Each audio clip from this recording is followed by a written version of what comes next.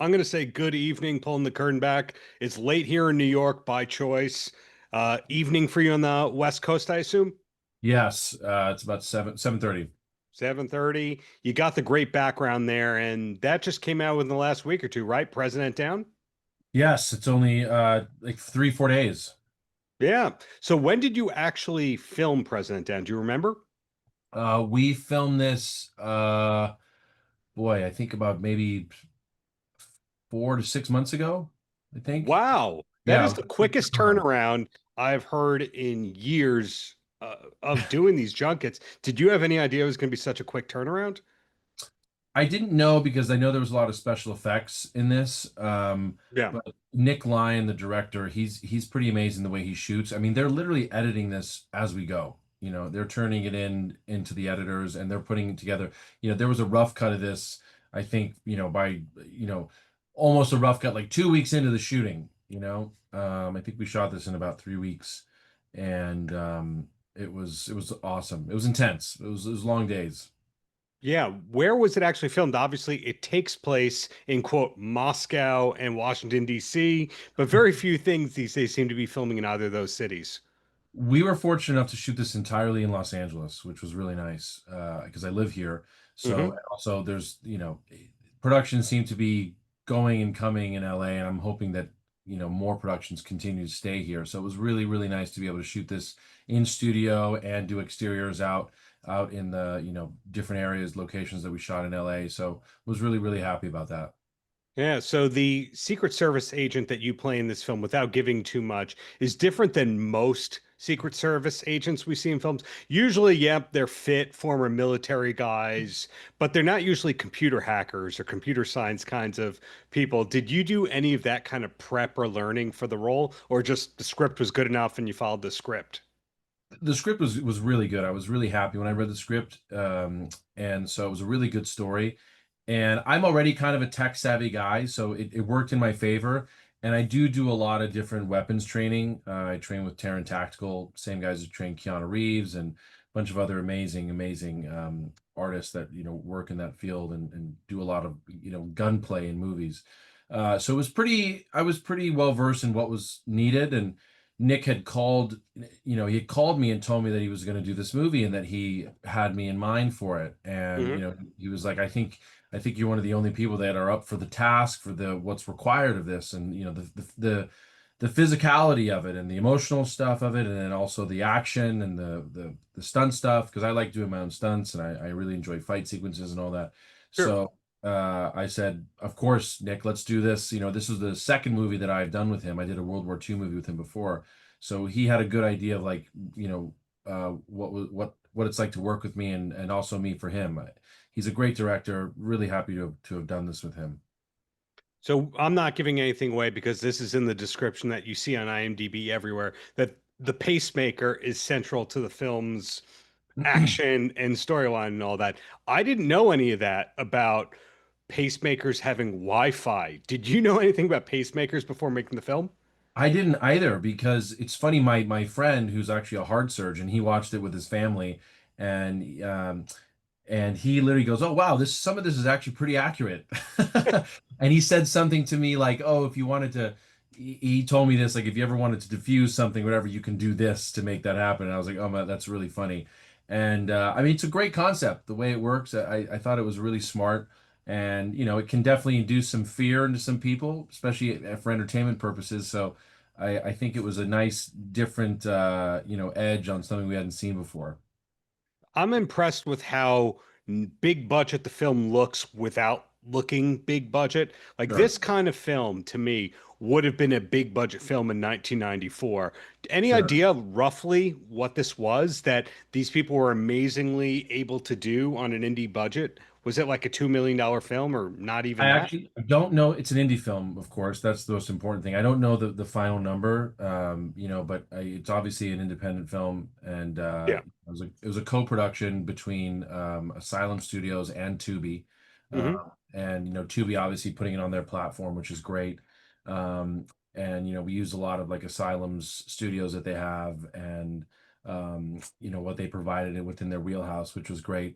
And I think they're used to being able to pump out some of these movies quickly. And again, the script on this was so good. I was so fortunate enough to be able to read some of it before Nick had called me because they were potentially interested in me. And then Nick, I didn't know he was attached to be the director.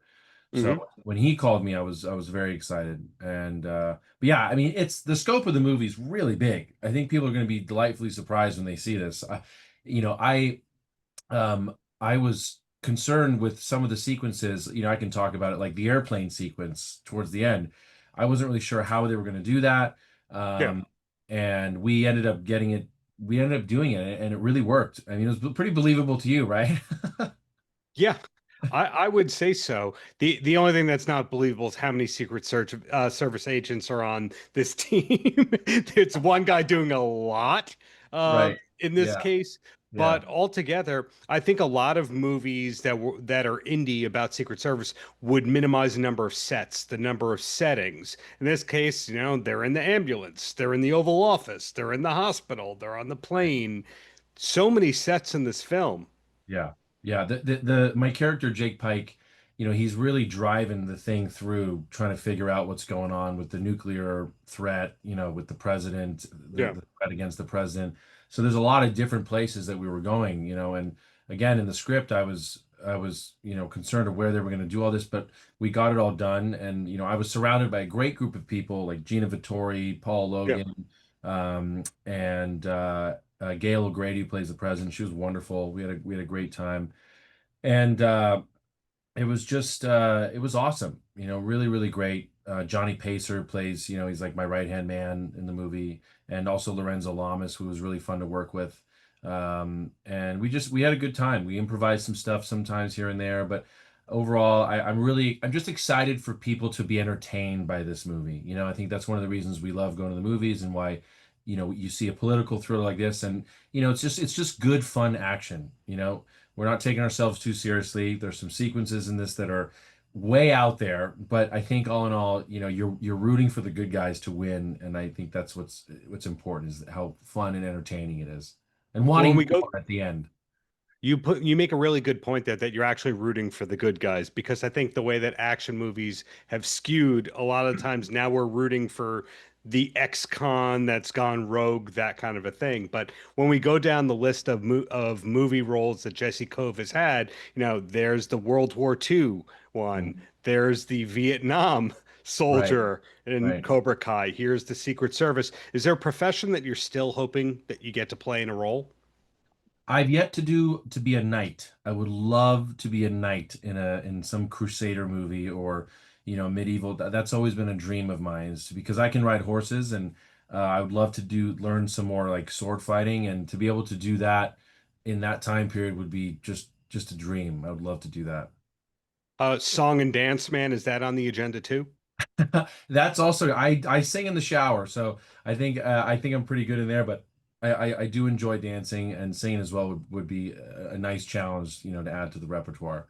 I've been really fortunate enough to play so many different characters, whether they're in the future or in the past, or I feel so grateful that I've been able to have such diversity in my characters, and that's something that I Yeah. always strive for. I never want to be pigeonholed to one thing. I want to, if people see me, there's like, yeah, he's really good at the action stuff, but he can kind of do everything, whether it's the westerns, World War II, all that. So, if you look at the piece I did called Forsaken Mercenary, I basically play a super soldier in the future, but there's different complexities to that character versus, like, Jake Pike, who, when I did the research on the Secret Service stuff, it was just amazing to me, just the selflessness and the loyalty that these men and women have to protecting those that they're supposed to basically, they put their lives on the line for. And I wanted that within Jake's character throughout the movie, that he's torn by different in different areas, but you always feel this like you're safe with him because he's willing to put it all on the line for to get the job done, or to complete the mission, with his own morals and standards. Yeah. Last question I have about that before I ask you about some other projects is, one thing that always amazed me about the Secret Service people is they're able to do all that running in suits, in dark suits in the heat. It Yeah. is there any other profession where people are athletic in dark suits? I don't think there is. It's funny, some of these guys they wear specific suits that are stretchy that they can they can hide guns in. You won't even believe it. Some of these Secret Service men, they actually wear prosthetic arms. They'll have a prosthetic arm that's like tucked into their pocket because they're actually their hand is on their weapon underneath. And it's a diversion to a threat. So if they see someone coming in, they think, "Oh, he can't do something because his arms are preoccupied," but really his hands on his weapon inside of a coat, and he can just quickly pull it out. So there's all kinds of amazing stuff that, like, even like when you look down, if you look like at some videos of Secret Servicemen when they're like walking down the street, like protecting some political person in a car. A lot of these guys, like I said, one of them or both, they'll have like fake arms outside stuck in their hands, and their real arms are inside these coats on a machine gun inside of their jacket. It's pretty amazing the stuff you learn.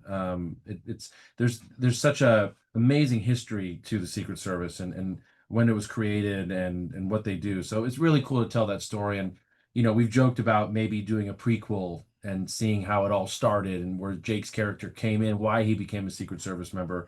And David Chokichi, working with David was so great. And in Mhm. the movie, he recruits me, so we maybe wanted to explore some of that.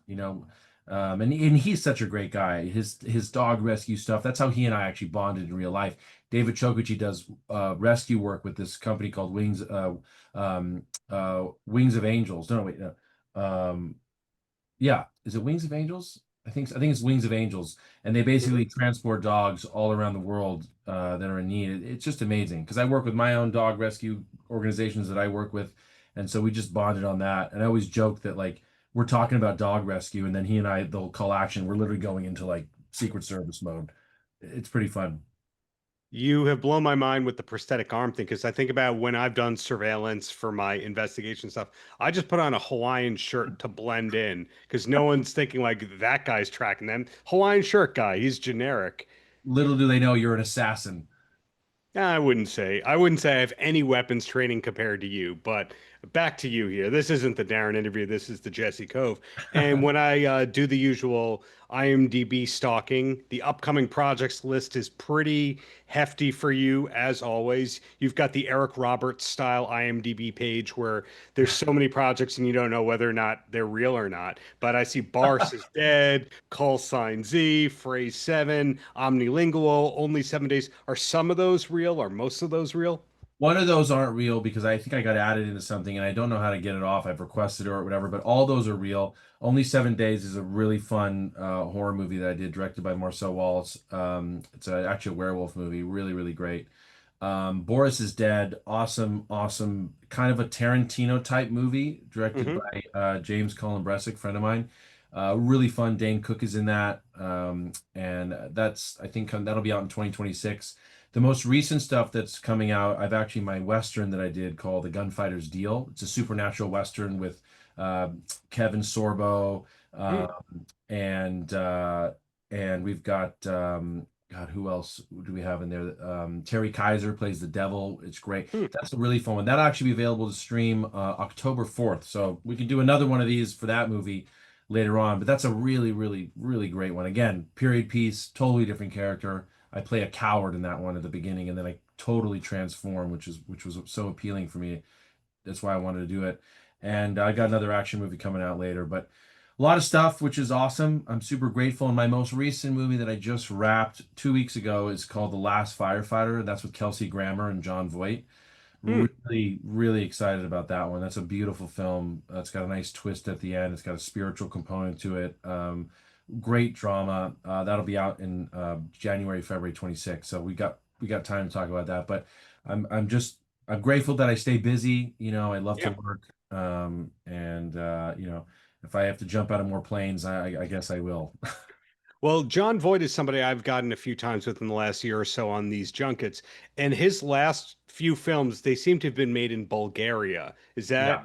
Was this film made in Bulgaria as well? This was actually, yeah, he's done a few of those. The company that works with him, I know them. They've done um they work at Boyana Studios or whatever it's called over there, but they're trying to bring him back to LA because we shot this entirely in Los Angeles and they just opened up a new studio that they're using here. So Hmm. same company that did those movies, they did this one and Oh. Yeah, so I'm excited to see the change and shift in Los Angeles, hopefully more and more coming back to LA because I think people just love making movies here. I mean, this is Hollywood. Well, that was the first topic that you and I were speaking about, and in a junket that I did earlier today, where the film takes place in L.A., it was actually South Africa, the whole movie. So I'm Wow. curious if most of your filming these days is in L.A. Mine, it's been all over. I mean, I've been in Atlanta, there's New Orleans, there's Canada, there's Europe. I mean, but the great thing about Los Angeles, which is one of the reasons why they chose this to be the hub, was because one, the weather is so good. Hmm. Also, where else can you be? You can shoot a movie in the desert, on the beach, and in snow, all in the same day. Yeah. you know so and they've got this, so hopefully, with the tax incentives and things like that, I'm hoping that more and more comes back to LA because it's just there's so much history here with shooting in LA, and it's so much fun to be here and to make movies here, and the studios are here, and it's just I'm hoping that it comes back more. So down to the last few questions right here. What I'm hearing is I'm shooting and then I'm shooting and then I'm shooting and then I'm shooting. And then you have to stay in shape for all these things. Then there's clearly other skill sets that you're practicing along the way with all that. But when you don't have to use your mind and you just go, I'm going to take it easy today, what do you actually do? Where does your mind and your time go? It's funny. That's actually my biggest problem. I have a very hard time relaxing. It's something I'm working on constantly because I find myself going, and I really enjoy the work and I enjoy, creating things. So it's one of the things I talk about a lot with my family is just being able to like sit down and just kind of do nothing. It's actually really hard for me because there's always something that I feel like I need to be doing or creating, or there's these different projects, Sure. uh, like those other movies I just talked about. I'm thinking about all the stuff I got to do for those. But obviously, I love my dogs. I love my animal rescue stuff that I do. I so enjoy that. Helping animals in need, fostering, helping them find homes. That's definitely a joy that I have. Again, I love, shooting guns and all that, target practice, going in shooting competitions. I do that as well. Spending time with my girlfriend, my family. I'm a homebody too. I love just chilling at home and watching Netflix. The holidays are going to come up soon. I do like decorating the house. I love going to the movies, spending time with my friends, going to the movies. I'm definitely a social person too. I enjoy seeing my friends and obviously working out in the morning, trying to get that out of the way. And so it's done. That's a big part of it. Yeah. And so yeah, it's there's definitely a lot of stuff to do, but I'm like I said, I'm just grateful that I get to do all this and help people and entertain people, and I find joy in all of it. Talking to you, it's great, and entertaining people.